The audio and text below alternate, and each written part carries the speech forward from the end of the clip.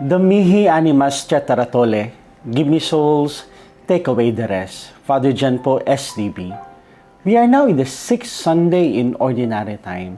And our celebration for today, our liturgy is pointing out of what we are celebrating this whole year. The year of Jubilee, a Jubilee of hope. A Jubilee that reminds us that amidst all these trials and pains and suffering, darkness, kaguluhan sa mundong ito, as if wala nang pag-asa, we are being encouraged once again by our faith to put hope in our hearts, to see reason to smile amidst all these trials, to see light amidst all this darkness happening in this world. Let us find hope by putting Christ once again sa ating mga buhay. Maybe this is the thing that is being reminded to us.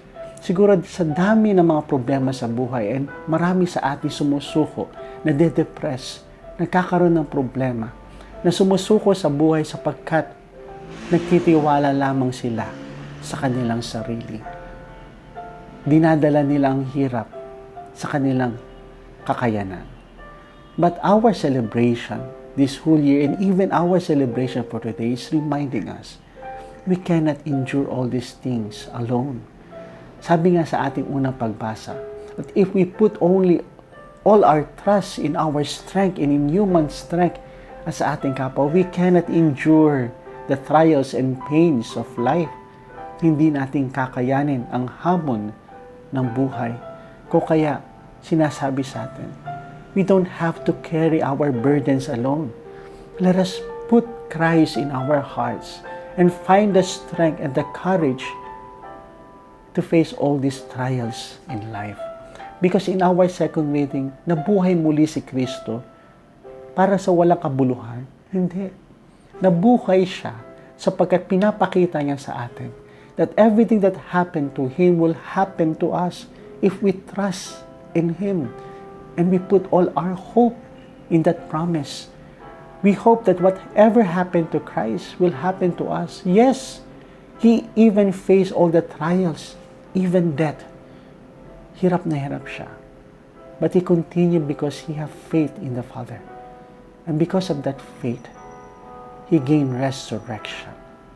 At ito yung pananampalataya natin, where we put all our hopes, that amidst all this darkness, amidst all this suffering, amidst all this death that we are experiencing in our life, there will always be light.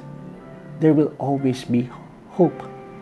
There will always be life that Christ will bring to us. Ito po yung sinasabi sa atin, that in the second reading, Christ's resurrection is our hope. The hope wherein we find the strength and the courage to face all these things, because at the end, we will experience resurrection. May katapusan ang lahat ng paghihirap. Sa bawat gabi, may umaga tayong hinihintay. Sa ating ebanghelyo, pinapakita po dito, happy are those who are suffering. Happy are those who are hungry. Happy are those who are being persecuted because of the name of the Lord. We are happy, hindi dahil baliw tayo, but because we have hope in our hearts. And that hope is our Lord.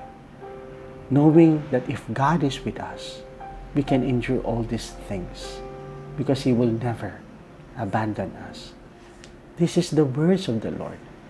He will never abandon us. Do not be afraid because I am always with you. Doon tayo nakakapit. Doon tayo kumukuha ng lakas upang makayanan ang mga paghihirap, pagsubok sa buhay na ito. Our celebration for today is reminding us, napapagod ka na ba? Nawawalan ka na ba ng pag-asa sa lahat ng iyong dinaranas sa gulo ng mundong ito, sa mundo ng paligid natin? Our celebration is telling to us, find hope in the presence of Jesus in your heart. And there you will see light. There you will find joy. There you will find salvation. There you will find reason to live. because God is bringing us a wonderful hope. The presence of Jesus is the source of our strength. Kung kaya nga po yan po ang ating salmong tugunan.